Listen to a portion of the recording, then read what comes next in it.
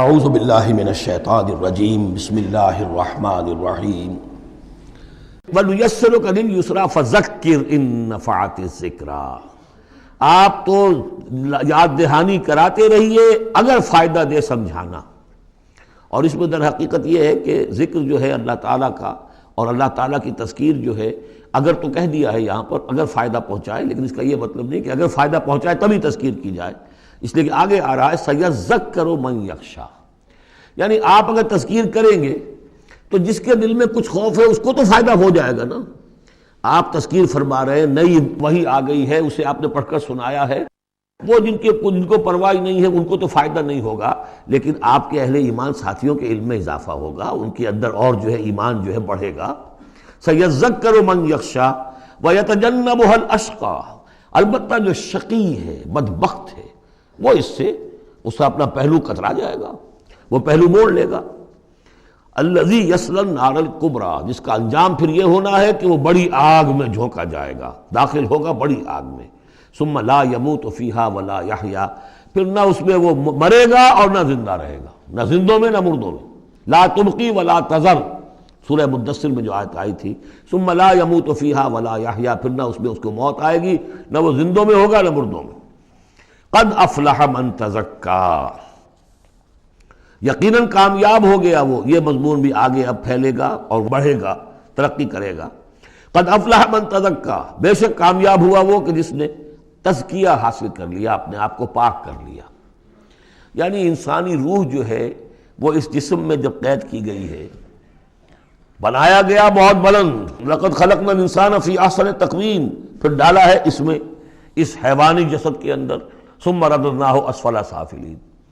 اب یہ کہ یہاں سے وہ چڑھائی چڑھنی پڑے گی، یہاں سے اوپر اٹھنا ہوگا، آپ کو محنت کرنی ہوگی، ہر انسان کو تزکیہ کرنا ہوگا، فلاح حاصل کرنے کے لیے کچھ اپنے جذبات کو کنٹرول کرنا ہوگا، کچھ اپنی شہوات کو دبانا ہوگا، اپنے نفس کا ضبط نفس کا سامان کرنا ہوگا، کچھ اپنی روح کی تقویت کا سامان کرنا ہوگا، جیسے کہ یہ دو طرفہ پروگرام رمضان کا ہے کہ دل میں روزہ رکھو اور اس حیوانی وجود ہے اسے ذرا کمزور کرو، تھوڑا سا مزمحل کرو، تاکہ اس کا دباؤ جو ہے اس روح ربانی کے اوپر، اس بدن میں کچھ کمی آئے۔ رات کو کھڑے ہو جاؤ اور اس روح کے اندر آبیاری، اس کے اوپر قرآن کے انوار کی بارش کرو، اس سے یہ کہ یہ روح تازہ ہوگی، زندہ ہوگی، اپنے رب کی طرف متوجہ ہوگی۔ یہ ہے عمل تزکیہ۔ قد افلح من تزکیٰ وذکر اسم ربہ فصلی، اور اس نے دیا نام، اپنے رب کے نام کا ذکر کیا اور پھر نماز پڑھی۔ تو اس میں یہ کہ یہی شکل ہو چکی ہے جمعے کے اندر۔ پہلے جو ہے تذکیر کے لیے خطبہ ہوتا ہے، خطبہ جو ہے تذکیر کے لیے ہے۔ چنانچہ جو حدیث ہے مسلم شریف میں، حضور کا معمول کیا تھا جمعے کے لیے؟ کان للنبی صلی اللہ علیہ وسلم خطبتان یجلس بینہما یقرأ آیات القرآن ویذکر الناس، حضور کے دو خطبے ہوتے تھے، اس کے درمیان آپ بیٹھتے بھی تھے تھوڑی دیر کے لیے، حالانکہ خطبے آپ کے ہوتے تھے بہت ہی مختصر، کوئی تھکان کی وجہ سے نہیں آپ بیٹھتے تھے۔ میرے نزدیک یہ کہ جو 2 رکعتیں ہیں ظہر کی، اس کے قائم مقام ہے یہ 2 خطبے۔ ظہر کی 4 رکعتیں ہیں فرض، اور جمعے کی رہ گئی 2، تو 2 رکعتوں کے قائم مقام یہ 2 خطبے ہیں۔ اس کو ظاہر کرنے کے لیے حضور وقفہ ڈال کر اور ان کو 2 خطبے بناتے تھے، لیکن اس خطبے میں کرتے کیا تھے؟ یقرأ آیات من القرآن، قرآن مجید کی آیات پڑھ کے سناتے تھے، ویذکر الناس، لوگوں کو یاد دہانی کراتے تھے۔ اور اس میں معاملہ کیا تھا؟ از دل خیزت بر دل ریزت، زبان کا حجاب تھا ہی نہیں، حضور کی زبان عربی اور جو سننے والے بیٹھے ان کی زبان عربی، تو لمبے چوڑی بات کی ضرورت بھی نہیں تھی، ہمیں تو معنی بتانے پڑتے ہیں، اس کا مفہوم بتانا پڑتا ہے، تب ترجمہ کرنا پڑے گا، کوئی نحوی اشکال ہو وہ بتانا ہوگا، انہیں کوئی ضرورت نہیں تھی۔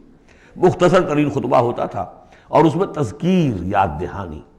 اور اسی میں آتا ہے اصل میں وہ حدیث جو آتی ہے کہ وہ جو میں آپ کو بتا رہا تھا کہ وہاں اللہ کے نبی نے بتایا ہے کہ جو پہلی گھڑی میں، اگرچہ اس میں اختلاف ہے کہ اس سے مراد کیا ہے، ایک رائے تو یہ ہے کہ اشراق کے وقت جو لوگ پہنچ گئے مسجد میں، گویا کہ وہ پہلی ساعت میں مسجد میں آ گئے جمعے کے روز، ان کو اتنا ثواب ملے گا جتنا کہ ایک اونٹ کی قربانی سے ہوتا ہے۔ جو دوسری ساعت میں آئیں گے انہیں اتنا ثواب ملے گا جتنا ایک گائے کی قربانی کا۔ تیسری ساعت میں آئیں گے ان کو اتنا ثواب ملے گا جتنا ایک بکری یا میڑھا جو ہے اللہ کی راہ میں قربان کیا۔ چوتھی ساعت میں آئیں گے ان کے لیے ایسا ہے کہ ایک جو مرغی ہے وہ اللہ کی راہ میں صدقہ کر دی، اور جو 5ویں میں آئیں گے وہ ایسے جیسے کہ ایک انڈا اللہ کی راہ میں خیرات کر دیا۔ اس کے بعد جو آتا ہے تو جو فرشتے بیٹھے ہوتے ہیں مسجدوں کے دروازوں پر اور ان کے رجسٹر ہوتے ہیں، ان میں حاضری کا اندراج کرتے ہیں وہ. اس کے بعد جب امام کا خطاب شروع ہو جاتا ہے، لیکن وہاں خطبہ ہوتا تھا، خطاب نہیں. ہمارے ہاں تو پھر دو چیزیں ہو گئی، ایک اردو کی تقریر پھر ایک خطبہ. جب امام کا خطبہ شروع ہو جاتا ہے تو اس کے بعد فرشتے اپنے رجسٹر بند کرتے ہیں. یستمعون الذکر، وہ بھی اس ذکر کو سننے میں مصروف ہو جاتے ہیں. یعنی اب جو آنے والے ہیں ان کا اندراج نہیں ہوتا. اب اس میں جو تعویل کی علماء نے، اور علماء میں سے شاہ ولی اللہ دہلوی کی بھی تعویل ہے یہ کہ ایک تو یہ کہ اس سے مراد یہ ہماری ساعتیں نہیں ہیں بلکہ کچھ خفی ساعتیں ہیں یہ، اگرچہ مجھے اختلاف ہے ان کی رائے سے. البتہ دوسری بات انہوں نے جو کہی ہے کہ اس میں جو اندراج نہیں ہوتا وہ اس معنی میں کہ فضیلت اب نہیں رہی، فضیلت گئی. فرض کی ادائیگی تو ہو جائے گی، چاہے خطبے کے دوران بھی آپ پہنچ گئے ہیں تب بھی جمعے کی فرض کی ادائیگی تو ہو جائے گی، لیکن فضیلت کا معاملہ دفتر فضیلت ہے جو فرشتے بند کرتے ہیں. اب آپ کا اندراج نہیں ہوگا جب امام نے خطبہ شروع کر دیا. تو وہ ہے کہ ذکر اسم ربہ، پہلے خطبے میں اللہ کا نام لیا، ذکر کیا، پھر نماز پڑھی. یہ ترتیب گویا کہ جمعے کے اندر ہو رہی ہے. بل تؤثرون الحیات الدنیا، تمہارا اصل مرض کیا ہے؟